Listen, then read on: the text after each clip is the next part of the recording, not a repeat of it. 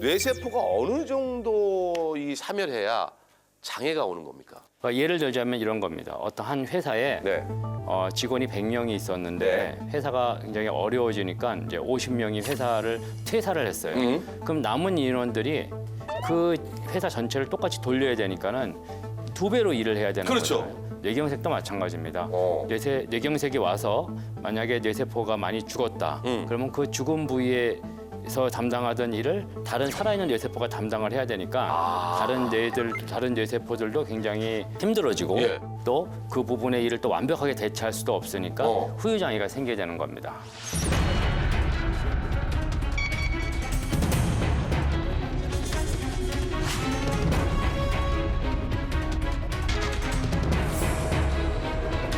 실제로 응급실에도 오는 빈도수가 가장 많은 질환이기도 하죠. 많은 편이죠. 주무시다가 생겼는데 네. 일어나 보니까 장애가 있더라, 오. 증상이 있더라. 혹은 자기가 깨어 있는 동안 증상이 왔으면 빨리 오셔야 되는데 네네. 가족 부릅니다. 가족한테 나 이상하다고 가족하고 같이 병원에 오시려다 보니까 자꾸 시간이 지체되는 거죠. 그래서 이제 본인이 만약에 의식이 있고 움직일 수 있다면 네네. 혹은 주변에도 가족분들이 그걸 바로 발견했다면 네. 바로 119를 전화해가지고 오시는 게 가장 시간적으로는 효율적입니다. 그래서 그 예후를 결정하는 그 시간을 우리가 골든 타임이라고 그러는데 네. 그 뇌졸중의 골든 타임은 4시간 반입니다. 4시간 반. 이게 너무 짧다 보니까 이 골든 타임 안에 병원에 오는 환자들이 30%가 안 됩니다. 조치가 늦으면 늦을수록 후유 장애가 많아지거든요. 네네. 그리고 골든 타임이 4시간 반이라고 하지만 그거는 병원에 와서 검사를 받고 저희가 본격적인 치료를 할 때까지 시간이 다 포함되는 포함되기 때문에 실제로 증상이 나자마자 바로 119를 타고 응급의학과나 이런 데로 오는 것이 가장 좋은 방법입니다.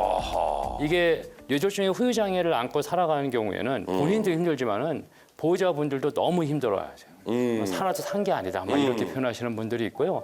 사실 생각을 해보면 어제까지 멀쩡하시던 또 남편분, 아내분이 갑자기 하루아침에 막 밥도 제대로 못 드시고 걷지도 못하고 또 심하면 대소변도 받아내야 되는 이런 상황이 돼버리니까는 가족들도 굉장히 힘들어하게 되고요.